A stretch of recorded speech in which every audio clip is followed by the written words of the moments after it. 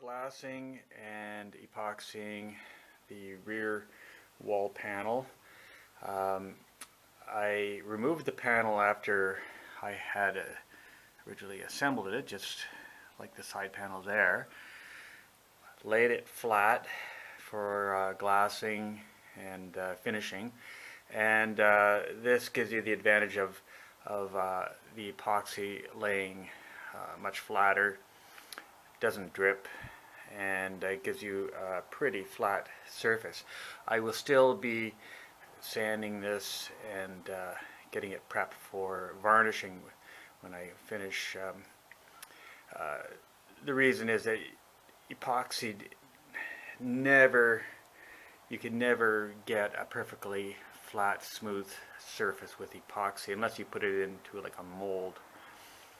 So you always have to do some sanding and varnishing after to bring the shine back. But the panel will look just like this after it's varnished. It'll be nice and shiny. So now I'll be flipping this over and glassing and finishing the other side, and then later on I'll flip it back and sand this for prepping for varnish. Planing and sanding flat the back side of the panel. What I used was a power planer and my random orbital sander. I'd never used a power planer before on such a large flat panel, and so I did some experimenting with it. Started out at a 1/64 inch setting, and then I moved it up to a 1/32 inch setting, and basically I did the whole thing in 2 passes. You have to be careful though with electric planer. It's dangerous for one thing, but also could put small gouges into your wood, and I did have a few gouges, and the random orbital sander took it out afterward. So the next thing I have to do is mix up some epoxy and wood filler and fill in all these little cracks between the planks. Even up on the basswood where it's really tight, there's still some small cracks. You have to fill that in, otherwise when you go to glass and epoxy it, you're going to have air trapped in there, and it'll look terrible. So that has to be filled. Then that'll be sanded down, and then it should be ready for glassing.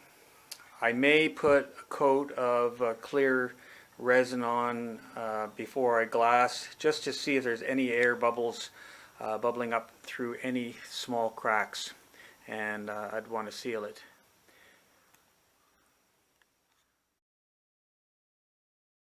I have the back wall is completely finished except for varnishing. The railing system at the back is just screwed into place as a temporary measure, because when I get all the walls done and all the railings on, I want them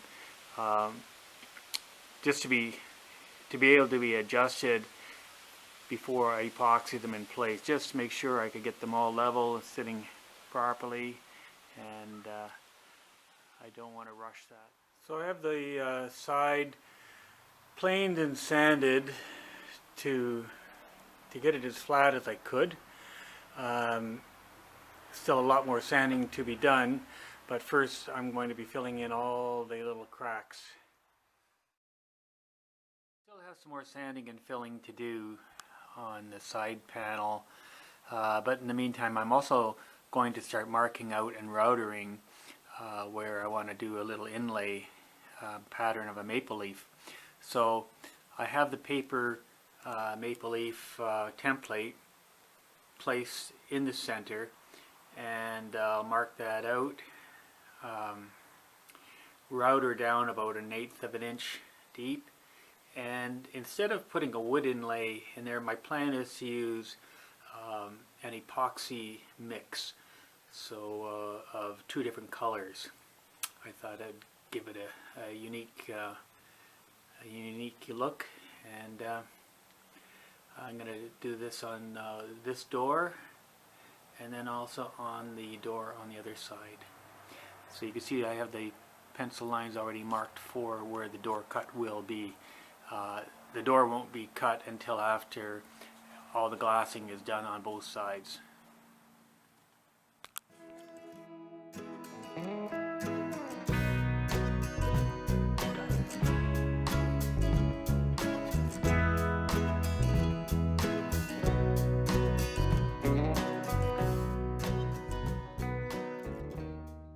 So the flip side of the port wall is now glassed, and I have 3 layers of resin on it, and it's come out quite nice. It still has to be sanded in prep for varnishing, because you can never get a perfectly smooth surface with epoxy. I don't know if you can see it, but it's pretty good, but it's not glass smooth.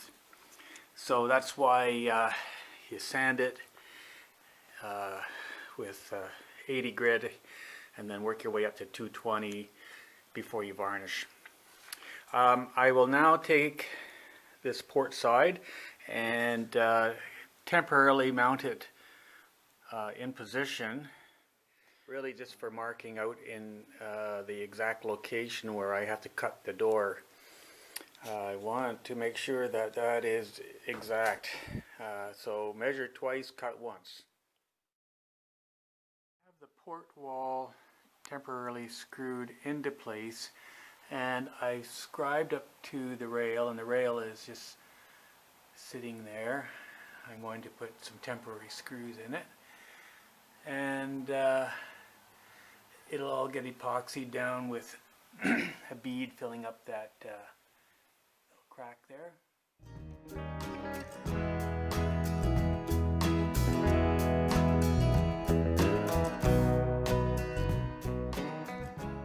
My paper cutout template of my maple leaf, and I'm going to put that on the starboard side, trace it out, router it, and then fill it full of epoxy to make an inlay.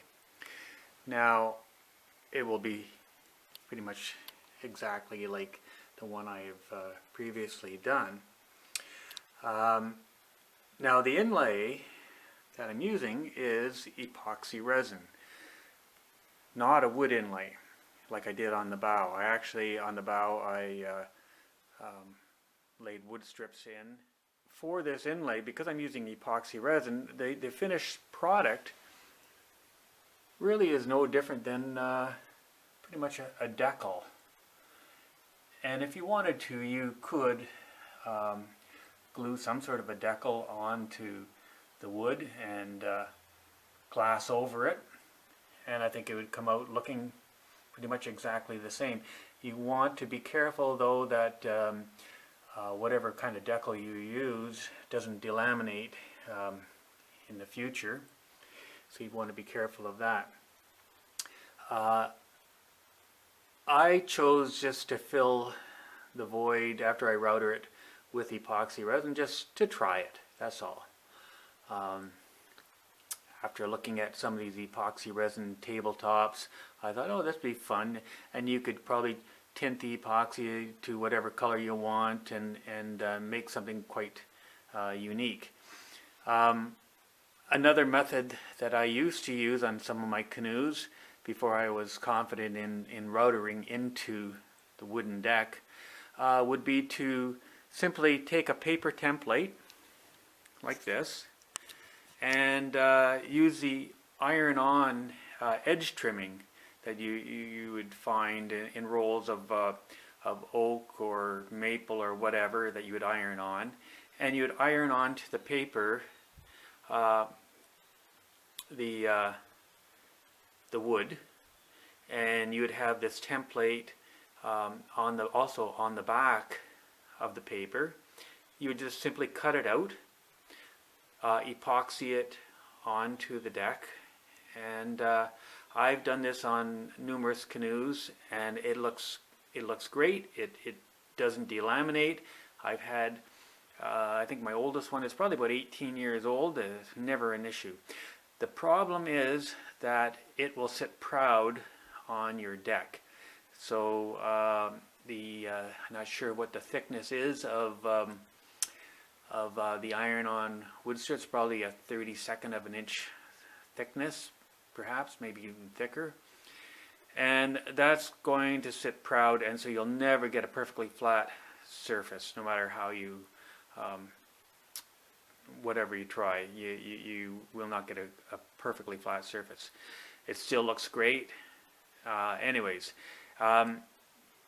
if you're a little insecure about routering onto your deck, that's another option you could try. Or when everything's all completely finished, you could just get a really nice stick-on decal and put that on. And I do use stick-on decals on my boat, and I will on this boat as well. And I'll show you at when the boat is complete on what kind of decal I choose and put it on. So I have the tent plate transferred onto the wood, and with my router set to 1/16 of an inch depth with a very small tipped bit, I am just going to basically go to the inside of the line and router out as close to the line as possible, but then I'll make a second pass to get that even closer. I could then clean it up with my X-Acto knife to make it as sharp as possible. The bulk will then, the bulk of the wood can then be routed out with a little bit larger bit and that. So I'll take my time on this and try and be as crisp as possible to the edges. And I'm only going to go to 1/16 of an inch deep, because since I'm filling it full of epoxy resin, it doesn't matter the depth, as long as when I go to finish it up and sand it, that I'm not sanding through the epoxy. So I think 1/16 of an inch will be perfectly fine. So that's the first pass with the router, and I've come very close to the line. In fact, I even touched the line in a couple spots. So now what I'm going to do is take my X-Acto knife, go around and clean up the edges, and then router out to that X-Acto cut.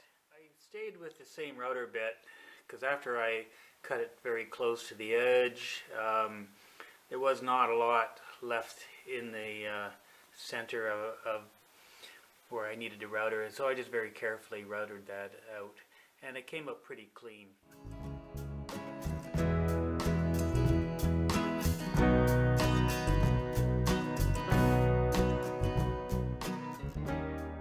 have the first door with hinges in place. On the port side. Now I haven't attached the railing to it yet. That'll be the very last step that I do. I just want to make sure everything is perfect on the railing, and then I will attach the door to it. The starboard side is completely epoxied on both sides now. What has to happen now is I'll sand that down lightly with 80 grit sandpaper, and then it'll be ready for varnishing after I put it on the side. So same as on the port side. You can see the port side is dull color right now because that's been sanded and it's ready for varnishing. Have the one door hinged on, and again it'll have to come off when I do the final varnishing and finishing work. Again, as I mentioned, I haven't attached the railing system yet to it or cut that spot. I want to make sure it is exact, and that'll happen getting close to it. I'll be putting the starboard side on first, marking it all out, cutting the door section out on it, and then it'll be at that point where I can do the final adjustments on the railing system and epoxy them in place. The starboard side clamped into place. The next thing I will be doing is measuring out where the door cuts have to go.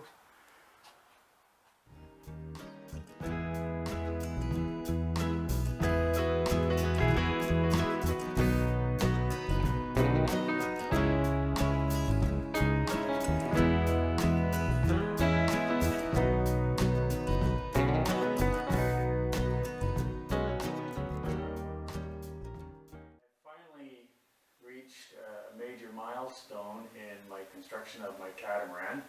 I have the walls now all up, epoxied in place. The railing systems epoxied in place. Everything is quite solid. I have 2 doors all installed, and I'm ready to start working on some of the interior work. I still have some filleting to do and some fine sanding to do on the top where I've, where the railing systems join together. I need to latch up with some epoxy, but I could be doing that at the same time when I'm doing other interior work. So, yeah, I'm quite happy with the way it's going so far.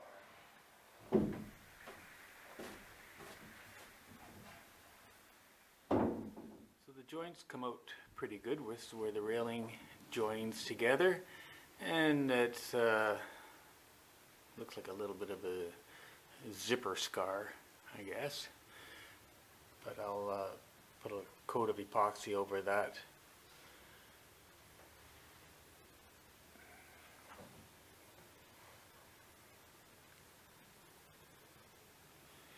Walls are all up.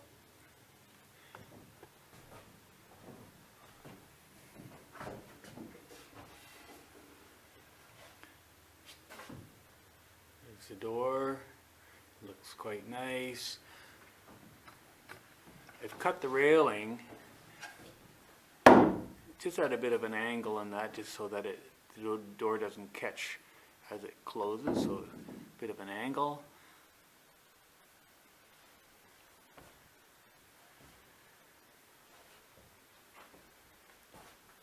Next thing to start will be the bench/battery box that will go at the back here. That and the head enclosure, which will be interesting, and of course the instrumentation console and steering column. That'll be the next on the start list.